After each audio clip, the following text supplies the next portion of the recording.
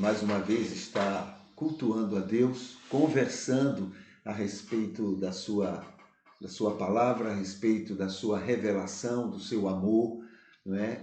Levando em conta uma série de coisas para que a gente possa compreender o máximo possível esse carinho, essa misericórdia dele, não só para comigo, para com você, mas para com todo o mundo, sem exceção, tá? Como é que a gente tem trabalhado isso? A gente tem explicado, conversado da seguinte forma: Deus se revelou e tem se revelado e vai continuar se revelando a todo mundo, sem exceção. Sem exceção.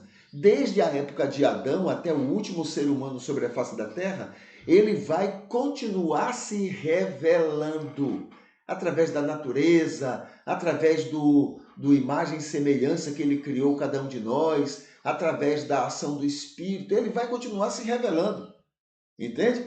Por causa disso, né, que então todo o mundo fica sabendo a respeito de Deus e da sua misericórdia.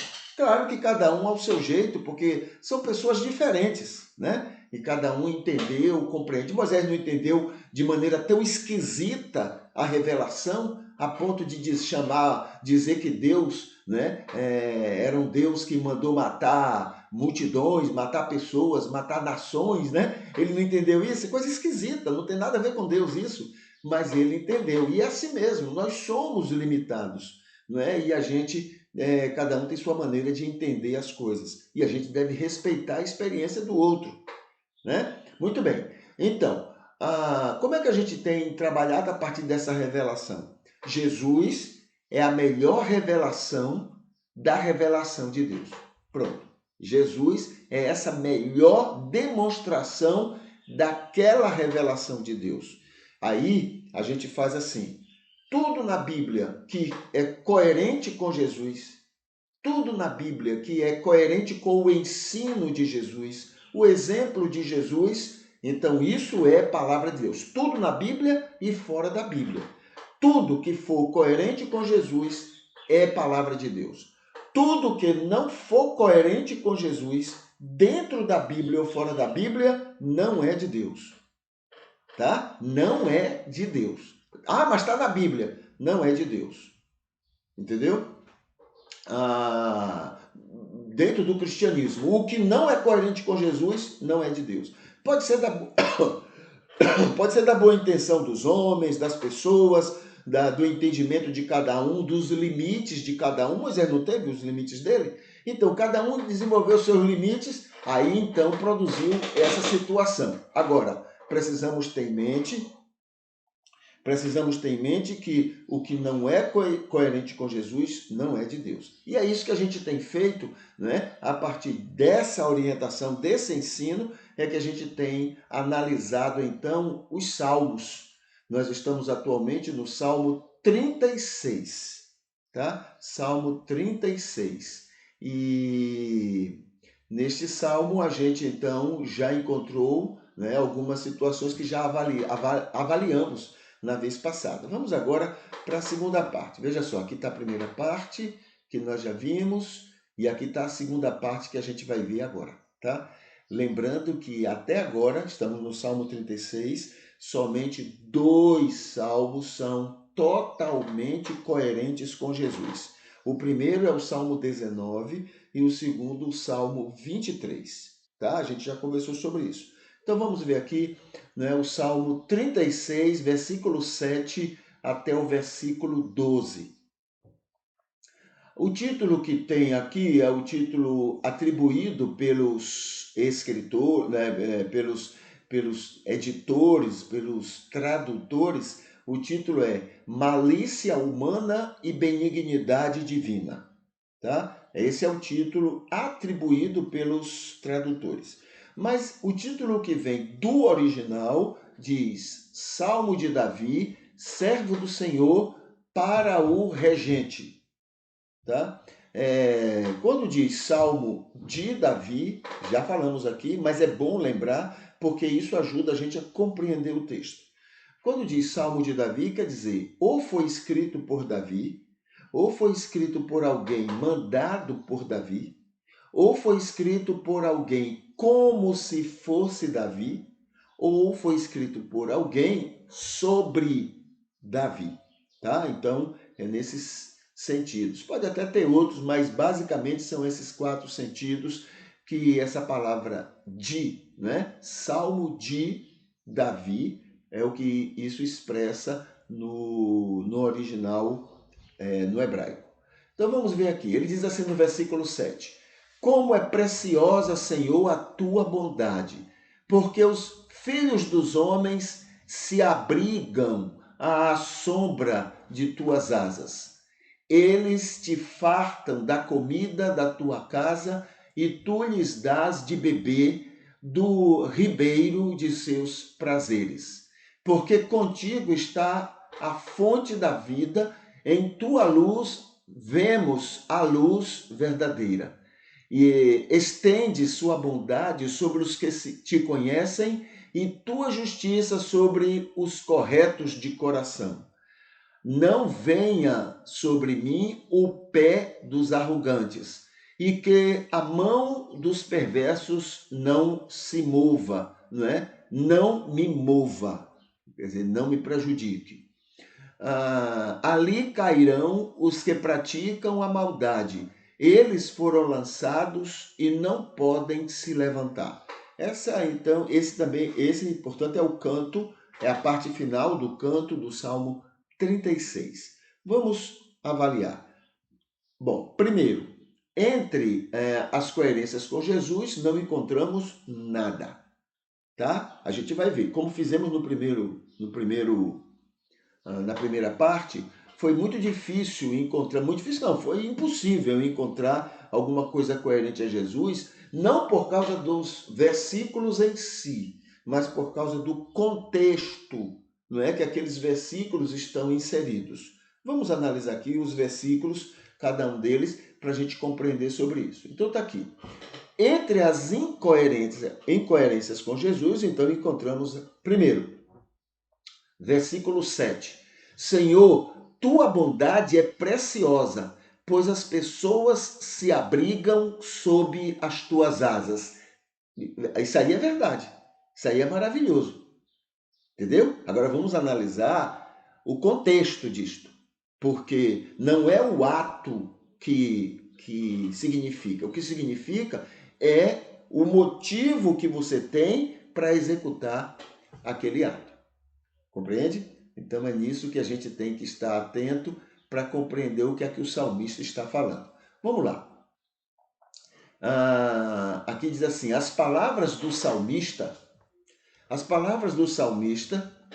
neste verso, são verdadeiras as palavras dele e coerentes com Jesus. Porém, o contexto do salmo demonstra uma articulação. É o uso de uma articulação onde o salmista pretende dar um golpe e exigir de Deus uma proteção em especial ao seu prazer. Ele está fazendo um jogo aí. Dentro do salmo, ele está fazendo assim, elogiando Deus. Primeiro, começou lá antes, ele falando mal das pessoas, dos outros, deles. Falando mal deles, dos outros, dos inimigos, daqueles que não eram ele. Né? Então, eles são maus, Senhor, eles são ruins, né? Tu és maravilhoso. Tu és digno, tu és maravilhoso, Senhor. Tá? Então é todo um jogo. O salmo é um jogo para pressionar Deus a fazer o que ele quer. A gente vai ver isso na frente. Tá? Aí, diante de um contexto desse, essas palavras bonitas perdem o valor. Porque agora a gente está vendo que o interesse do salmista não é falar as palavras bonitas, mas é usar essas palavras bonitas, corretas, para tentar manipular Deus. Tá bom? A segunda incoerência com Jesus é o versículo 8. Todo mundo se farta do alimento da tua casa, e tu tens prazer nisto. Sim, correto, verdadeiro, coerente com Jesus, né? Se não fosse o contexto. Neste verso, o salmista diz o que é coerente com o Senhor Jesus, mas há uma intenção clara de promover-se, de mostrar-se digno de proteção adequada aos seus interesses particulares. Certo? No fundo, o que ele está fazendo é assim: Senhor, os homens são maus e tu és bobo, porque eles são maus e tu ages com amor com eles. Tu és indiferente, mais ou menos isso. Tu és indiferente. Ele não está elogiando Deus, não, porque isso seria um elogio a Deus, mas não, ele não está elogiando. Ele está articulando, criando uma assim: Senhor, tu és bobo, porque eles não merecem. Eles são ruins, mas tu ages com eles assim como se todo mundo fosse bom. Certo? Versículo 9 é a terceira incoerência com Jesus. Contigo está toda a fonte da vida. Em ti está toda a verdade. Começou agora a elogiar Deus, né? Em ti está tudo isso, Senhor. Tu és a verdade, tu és a fonte de vida. Mais uma vez, palavras bonitas com má intenção. Nos primeiros versos do Salmo, o salmista mostra que as outras pessoas, talvez as outras nações, são indignas, maliciosas, pecadores. E agora mostra Deus sendo muito misericordioso com todo mundo. E mais à frente, o salmista vai dizer a Deus que ele, o salmista, é que é digno, os outros não, ele é digno e não as outras pessoas. É todo um jogo. E a gente não pode condenar o salmista não, porque não é difícil encontrar esse tipo de gente.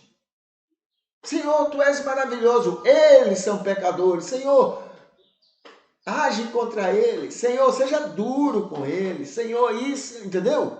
Não é difícil encontrar esse tipo de prática no nosso meio. O joio está aí fazendo isso à vontade, de uma forma ou de outra. Compreende? Versículo 10 é a quarta incoerência com Jesus. Diz assim: estende, Senhor, a tua bondade só para os que te conhecem, os que são retos de coração. Larga de ser bobo, Senhor. Não estende tudo isso para todo mundo, não, porque eles não merecem.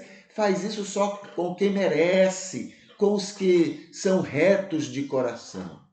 Chegou o momento de dizer que Deus tem sido injusto,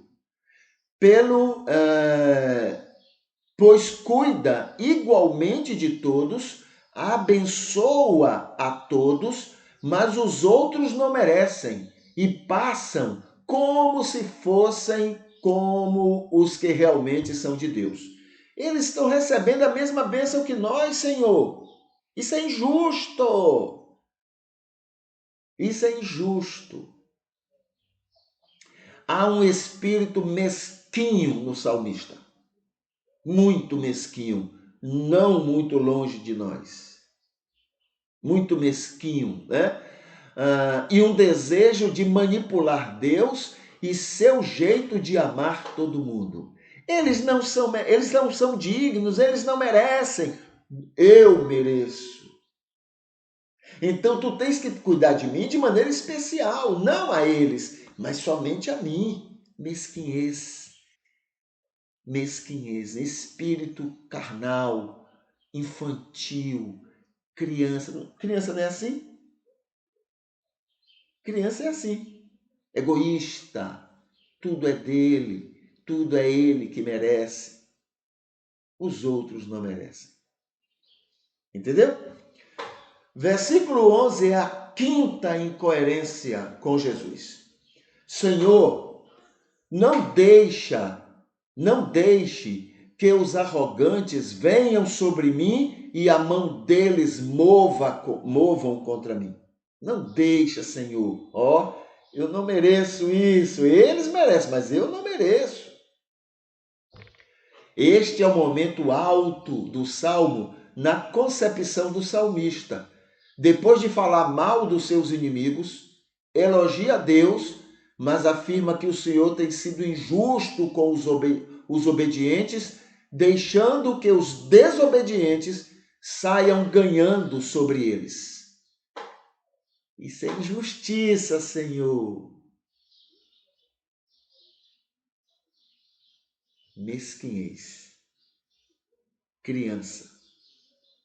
Isso é semelhante àqueles que vão jogar bola, mas se ele não for escalado e o jogo não for do jeito que ele quer, ele pega a bola, bota debaixo do braço e vai embora. Igual a nós. Versículo 12 é a sexta incoerência com Jesus. Ele diz assim: que eles caiam e nunca possam se levantar. É espírito do cão. Graças a Deus, irmãos queridos, Deus não escuta essas bestialidades nossas. A gente realmente não sabe, a gente não sabe o que pede. A oração do salmista chegou no ponto que ele queria. Ele preparou todo o terreno para chegar nisso aqui. Que eles caiam, que eles sejam humilhados. Foi o que a gente viu no salmo passado. Que eles sejam humilhados, que eles sejam envergonhados. Que eles caiam e nunca possam se levantar. Isso aqui é um espírito de Deus, hein? Está longe, não conhece Deus, não conhece Deus, não conhece Deus. Neste final de salmo, há algo além de um pedido de proteção. O que Deus já fazia normalmente com o salmista e com seus inimigos, pois o Senhor ama os dois lados. O salmista está afirmando que Deus deve derrotar claramente seus inimigos. E não somente isto, que sejam humilhados completamente.